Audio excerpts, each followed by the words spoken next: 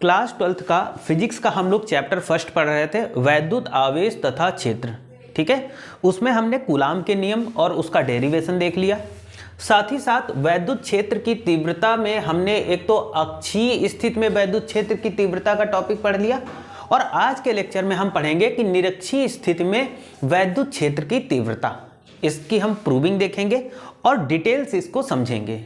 ठीक है, तो टॉपिक बेटा बहुत ही ज़्यादा इंपॉर्टेंट है। जैसा कि आपने अगर प्रीवियस ईयर पेपर उठा के देखा होगा तो यहाँ से डेरिवेशन आपका पूछा जाता है हर साल, लगभग आपका पेपर में ये छपने वाला क्वेश्चन है। ठीक है, तो निरक्षीय स्थिति में वैद्युत क्षेत्र की तीव्रता का सूत्र कैसे, यानी इसका पूरा जो निगमन है वो कैसे होता है, वो सारी की सारी चीज़ें इस लेक्चर में मैं आपको सिखाऊंगा। ठीक है, तो देखो, माना कि एक वैद्युत द्विध्रुव ए बी है। ठीक, डायग्राम में देखेंगे कि हमने एक वैद्युत द्विध्रुव ए बी ले लिया। ये जो लंबी सी लाइन है ए बी, ये एक वैद्युत द्विध्रुव है। ठीक, यहाँ तक समझ में आ गया।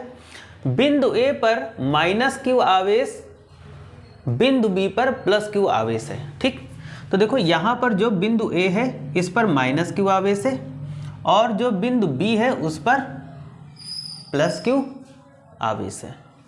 ठीक है, दोनों आवेशों के बीच की दूरी 2l है। अब देखो, बिंदु ए या फिर आवेश ये दो आवेश हैं, माइनस क्यू और प्लस क्यू आवेश, इन दोनों के बीच की जो बेटा दूरी है वो 2l है।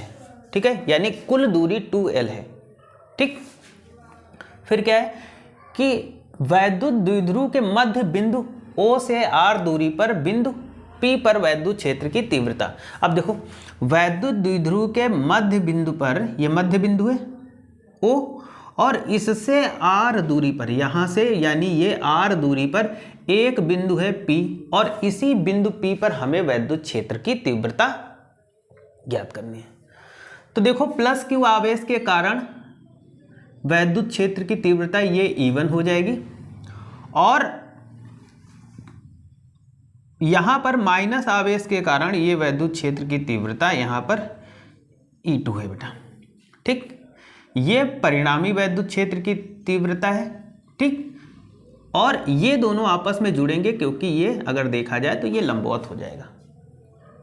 ठीक, यहाँ पर E1 cos थीटा हो जाएगा और यहाँ पर E2 cos थीटा हो जाएगा।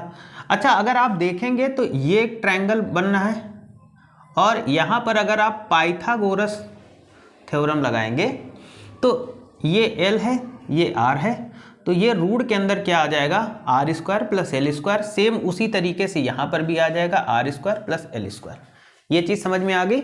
आगे देखो, अब बेटा प्लस क्यू आवेश के कारण P बिंदु पर वैद्युत क्षेत्र की तीव्रता, प्लस क्यू आवेश के कारण बिंदु P पर वैद्युत क्षेत्र की तीव्रता क्या होगा, E1 बराबर 1/4πε0 Q upon under root R square plus L square का होल स्क्वायर।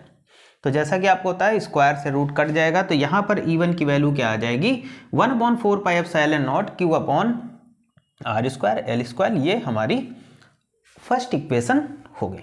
ठीक, माइनस क्यू आवेश के कारण वैद्युत क्षेत्र की तीव्रता, तो देखो E2 इक्वल टू 1/4πε और Q अपॉन में ब्रैकेट के अंदर under root R square plus L square. जैसा कि आपको पता है कि स्क्वायर से रूट कैंसिलेट हो जाएगा, तो E बराबर 1/4 4πε Q upon R square plus L square.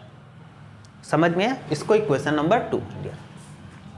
अब बेटा हम क्या करेंगे, यहाँ पर परिणामी तीव्रता, परिणामी तीव्रता मतलब E1 plus E2, E equal to E cos theta और E2 cos थीटा, यानी दोनों को हम जोड़ देंगे, प्लस कर देंगे।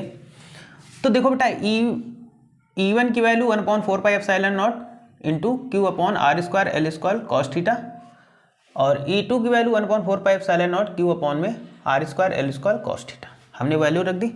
तो देखो बेटा, 1/4πε0 और Q अपॉन R स्क्वायर और L स्क्वायर कॉस थीटा, इतना तो हमें कॉमन मिल गया। ठीक, जब इतना कॉमन मिल गया तो यहाँ पर 1 बचेगा, यहाँ पर 1, यानी 1 + 1 ये क्या हो जाएगा, ये हो गया 2। यहाँ तक समझ में आ गया। अब इस 2 को हम पहले लिख सकते हैं, तो 2 into 1/4πε0 into Q upon R square plus L square cos theta. ठीक, अच्छा, कॉस थीटा बराबर होता है यहाँ पर, सॉरी, हाँ, कॉस थीटा बराबर होता है लंब बटे आधार, आपको पता है। तो लंब क्या है यहाँ पर L और आधार क्या है S, R square L square, ठीक। तो जहाँ पर ये वैल्यू है कॉस थीटा, वहाँ पर हम इस वैल्यू को कॉस थीटा की जगह पुट कर देंगे। तो हमने कॉस थीटा की जगह इस वैल्यू को पुट कर दिया, ठीक। अब देखो 2 × 1/4πε0 Q upon R square plus L square, L upon में अंडर रूट आर स्क्वायर और एल स्क्वायर, ठीक। 1/4π 2 × 1/4πε0 Q upon R square plus L square, इधर हो जाएगा एल। अब देखो रूट के बाहर इसको हम जब पावर में लिख सकते हैं, जब रूट से बाहर निकालेंगे तो 1/2 हाफ कर देंगे, ठीक।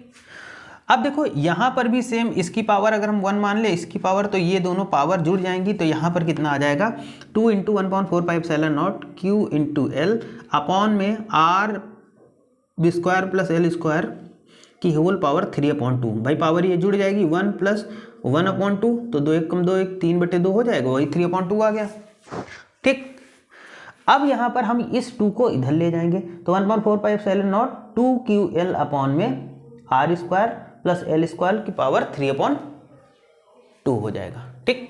यहाँ तक समझ में आया। अब जैसा आपको पता है कि 2ql, बेटा 2ql बराबर होता है p, ठीक है।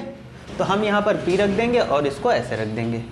अब देखो L से R बहुत बड़ा है, L से R बहुत बड़ा है, इसलिए L बराबर हम 0 ले लेंगे। तो L बराबर 0 ले लेंगे तो यहाँ पर केवल आर स्क्वायर बचेगा और इनटू में 3/2, ठीक। तो 2 से 2 तो कैंसिलेट हो गया, तो क्या बचा E = 1/4πε0 और P/r³, और यही हमें प्रूव करके लाना था, ठीक। तो ये डेरिवेशन था जो कि इम्पॉर्टेंट है आपके क्लास 12th बोर्ड एग्जाम के लिए, और बोर्ड एग्जाम में यहाँ से ये क्वेश्चन आपको 100% आपके पेपर में देखने को मिलेगा। चैनल पे नए हैं तो चैनल को सब्सक्राइब करिए, वीडियो को जितना हो सके लाइक और शेयर करिएगा। Thank you for